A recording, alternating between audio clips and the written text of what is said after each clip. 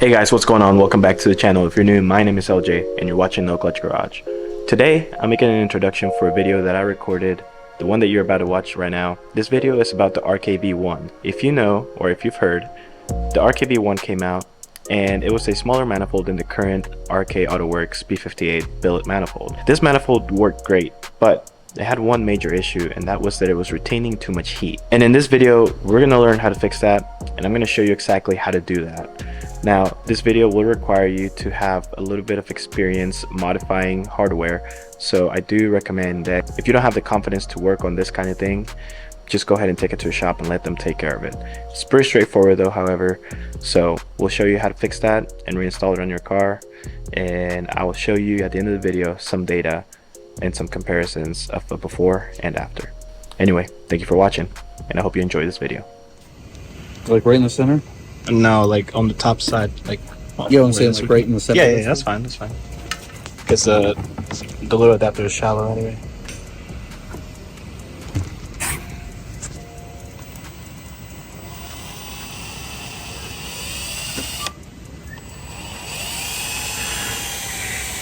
So the reason there's tape, it's so that the drill bit doesn't go further than it needs to go. Otherwise you could damage the core.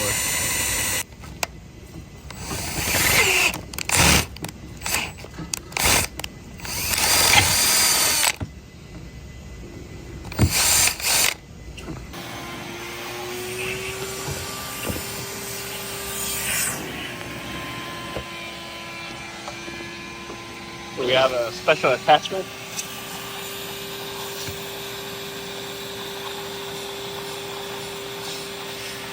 Don't worry, I got it. You got it? So just make sure everything's clean in there, right? Yeah. Alright guys, so what's going on here is now we are tapping the manifold. This is a 1/8 MPT tap. And then he put some grease on it, and basically what the grease is going to do is as he taps it, it's going to pick up all the little shards so they don't go back inside. And you can kind of see everything right there.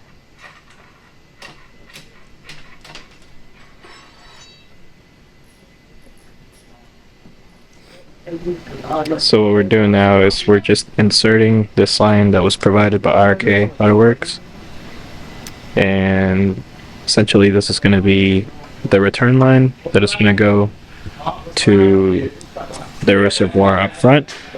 And we actually found that this is one of the main reasons why this manifold was having heat issues. I was averaging about 20 over to on like a cold day over ambient, and then it would be significantly higher than that during the summer. So we'll see how this holds up over time, but as of right now, this should be enough to affect the change, and I should be able to see the changes in the temperatures immediately. Alright guys, now I have all of the lines attached. This is the fix for the V1 manifold. It's good that they came up with the solution. I don't really like it. I mean, it's a good alternative. In my opinion, this should have been returned, and you know, for those that were actually affected by it, I feel that we should have been given a better product. But regardless, they did come out with this, and it does work. It's already been proven. So I'll leave some data below. But also, one part that is really important about this is this hole is drilled into the top housing. So this housing is actually divided right here in the middle. You have a top line and a bottom line. The bottom is your feed. It'll run through the intercooler. It'll come up. This is the return. This will go to the expansion tank. This is feed and this is return. We have to make sure we install it this way once it's on the car. So this is what it looks all finished up. I did run the line through here.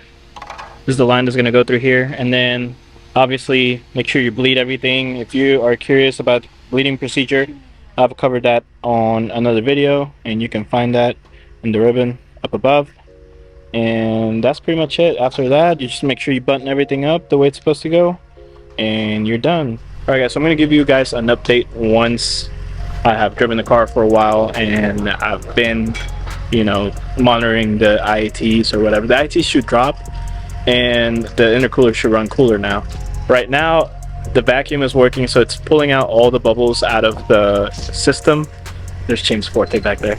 And so this is going to make sure that there are no bubbles in the intercooler, and thus you're not going to have weird like heat surges from the intercooler. So I'm going to finish this off, but this is pretty much it. It's super simple, super easy.